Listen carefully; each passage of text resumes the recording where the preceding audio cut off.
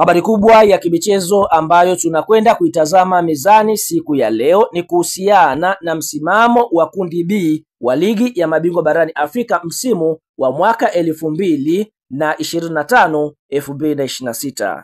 Kwa upande wa klabu inayoburuza mkia nafasi ya 4 ni JS Kabylie kutokea katika nchi ya Algeria, ambapo wao wamecheza mechi 2 wakiwa wanadaiwa mabao 3, wana alama 1.